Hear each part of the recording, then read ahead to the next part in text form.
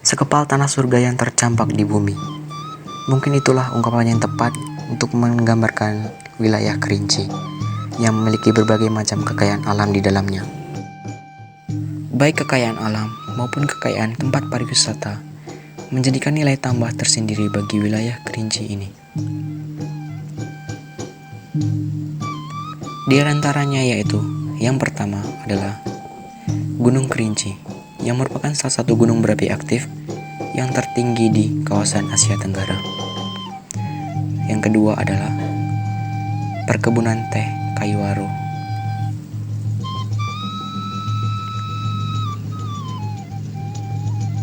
Yang merupakan saksi bisu atas adanya kolonialisme Belanda di wilayah Kerinci.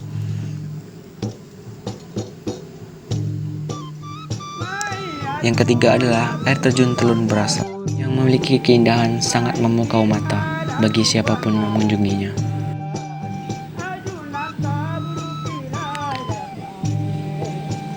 Berikutnya adalah Danau Kerinci yang merupakan pusat perekonomian bagi masyarakat Kerinci dari zaman dahulu maupun pada masa sekarang.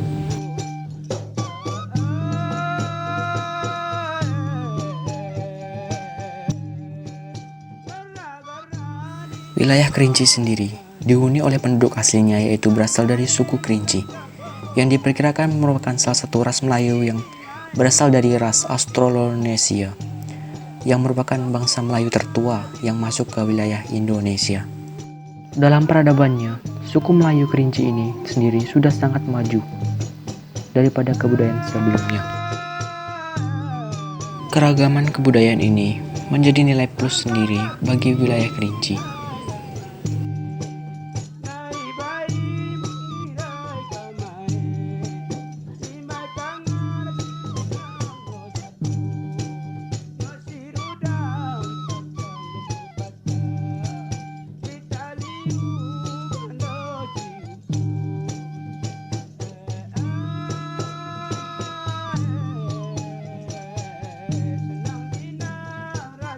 Masyarakat Melayu Kerinci merupakan salah satu masyarakat Melayu yang sangat ahli dalam memanfaatkan alam sekitarnya. Selain itu, dalam perekonomiannya, masyarakat Melayu Kerinci juga sangat mengandalkan dari sektor pertanian, terutama dalam hal pertanian beras. Dalam hal tingkat peradaban dan kebudayaan, juga sudah sangat maju. Hal ini dapat dilihat dari berbagai macam bangunan yang sudah didirikan masyarakat Melayu Kerinci pada masa itu. Selain bertani, ada juga sebagian masyarakat Kerinci yang melakukan kegiatan perekonomian dalam bidang peternakan, seperti berternak kerbau, kuda, kambing, dan hewan ternak lainnya.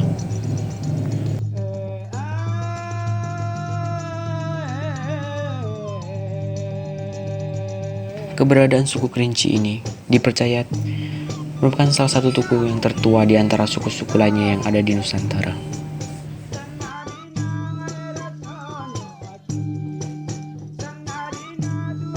Hal ini dibuktikan dengan berbagai macam penemuan seperti aksara Incung dan bentuk-bentuk prasasti lainnya yang semakin memperkuat kedudukan bangsa Kerinci sebagai suku tertua di wilayah Nusantara.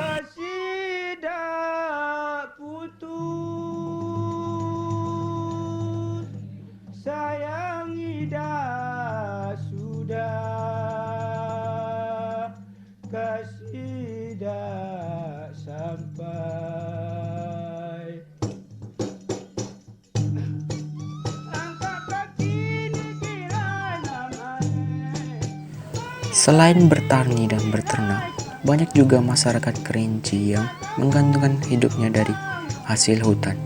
Hal ini tak lain dikarenakan kemampuan dan kecakapan masyarakat Melayu Kerinci dalam mengelola alam sekitarnya. Kekayaan yang dimiliki oleh Kerinci ini tak lepas dari perhatian Belanda yang saat itu tengah menjajah wilayah Indonesia.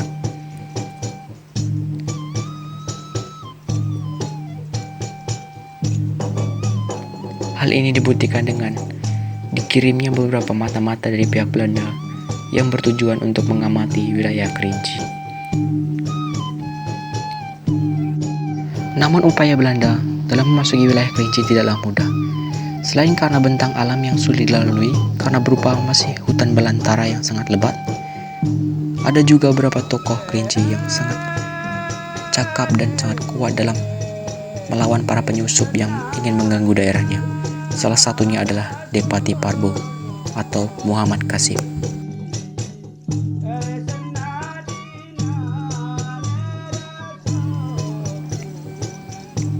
Depati Parbo atau Muhammad Qasim merupakan putra dari pasangan suami istri yang bernama Bimbe dan Kembang. Depati Parbo merupakan salah satu tokoh perjuangan Kerinci yang memiliki peran sangat penting dan sangat krusial, terlebih saat dia telah dilantik menjadi Depati dalam upacara kenduri Sako.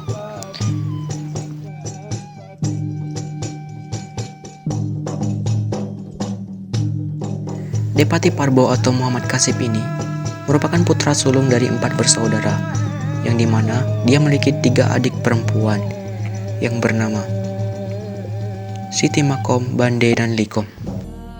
Sejak kecil, Depati Parbo memiliki berbagai macam keunikan di dalam dirinya, seperti terdapatnya tai lalat yang jumlahnya sangat banyak di sekitar perutnya, dan adanya gigi geraham yang berwarna hitam, atau orang terdekatnya memanggil dengan geraham besoy, yang diartikan dalam bahasa Indonesia adalah geraham besi. Masa kecil Depati Parbo diisi dengan belajar ilmu agama dan memperdalam ilmu bela diri, pencaksilat yang ia miliki, serta ilmu kebatinan. Hal ini sesuai dengan petuah adat alam Kerinci yang diterapkannya pada masa ini, yaitu setiap anak harus berisi dan berilmu. Berisi maksudnya harus menguasai ilmu bela diri dan kebatinan, sementara berilmu artinya menguasai ilmu agama.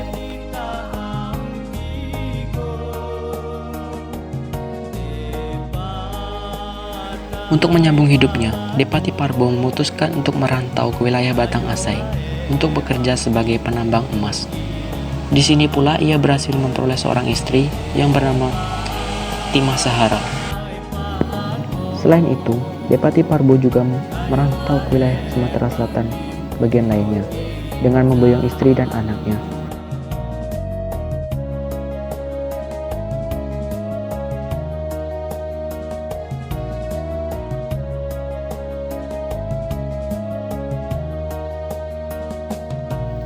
Setelah sekian lama merantau, akhirnya ia diminta pulang oleh keluarganya untuk dilantik sebagai seorang depati yang memimpin rakyatnya. Hal ini juga sebagai awal kisah perjalanan Depati Parbo sebagai panglima perang Kerinci dalam menghadapi kolonial Belanda.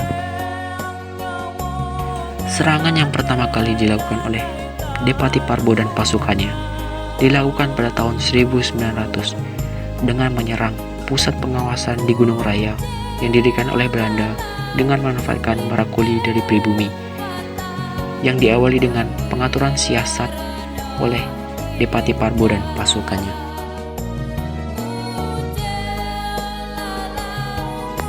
Itulah pertempuran yang pertama kali terjadi di bumi alam sakti Kerinci, tepatnya di Renah Bejuntung yang berkecamuk antara hulu Balang Kerinci di bawah pimpinan Depati Parbo dengan pasukan Belanda. Akhirnya, dengan semangat juang yang tinggi, Depati Parbo dan pasukannya berhasil memenangkan pertarungan tersebut yang mengakibatkan banyak jatuhnya korban di pihak Belanda.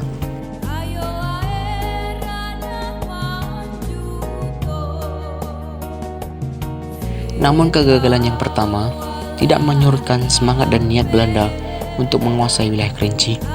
Hal ini dibuktikan pada tahun 1901, Belanda kembali menyerang Kerinci untuk kedua kalinya. Namun pada usaha kedua ini, Belanda masih menuai kegagalan. Hal ini ditandai dengan masih banyaknya jatuh korban di pihak Belanda akibat serangan dari pasukan pimpinan Depati Parbo. Serangan ketiga Belanda terjadi pada Maret 1902 dengan sejumlah 500 pasukan. Belanda dipimpin oleh Komandan Bormar mendarat di Moras Sakai dengan bantuan Tuan Reagan sebagai penunjukan jalan ke Kerinci. Belanda menyerang 3 tempat penting di Kerinci seperti Renah Bejunto, Kuto Limau, Sering, dan Temiai. Perang hebat pun terjadi dan berkecamuk di 3 wilayah ini. Dalam sejarah Kerinci, pertempuran ketiga ini merupakan salah satu pertempuran yang terlama dan paling tersengit, namun masih menuai kegagalan dari pihak Belanda. Kegagalan yang terus terjadi di pihak Belanda dalam mengalahkan pasukan pimpinan Depati Parbo ini membuat Belanda mulai melancarkan cara kotor dan licik mereka, yaitu dengan cara menyandra para penduduk desa tempat Depati Parbo tinggal, dan bahkan istri dan anak Depati Parbo ikut menjadi sandera.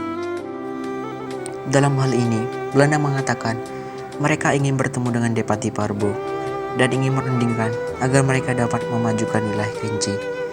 Namun ini tak lain hanyalah siasat dari Belanda untuk cara menangkap Depati Parbo. Walaupun telah mengetahui hal tersebut melalui penglihatan dari mata batinnya, Depati Parbo tetap menuruti permintaan Belanda tersebut.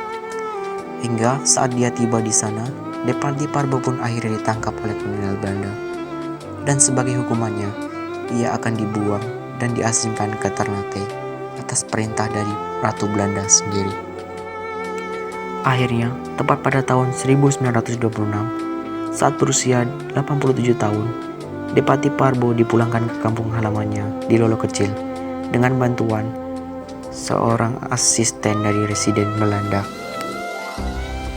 Pada tahun 1929, Depati Parbo akhirnya meninggal dunia tepat pada usia 90 tahun di kampung halamannya di Lolo Kecil. Beliau pun dimakamkan di dusun Lolo Kecil, Desa Lolo, Kecamatan Gunung Raya, Kabupaten Kerinci, Provinsi Jambi. Walaupun jasad dan sosoknya telah meninggal dunia, namun hingga sekarang, nama dan semangat perjuangan yang dimiliki oleh Depati Parbo masih sangat lekat di hati dan pikiran masyarakat Kerinci hingga saat ini. Bahkan pada saat ini, nama beliau pun diabadikan sebagai nama jalan, kampus, dan nama bandara di Kabupaten Kerinci.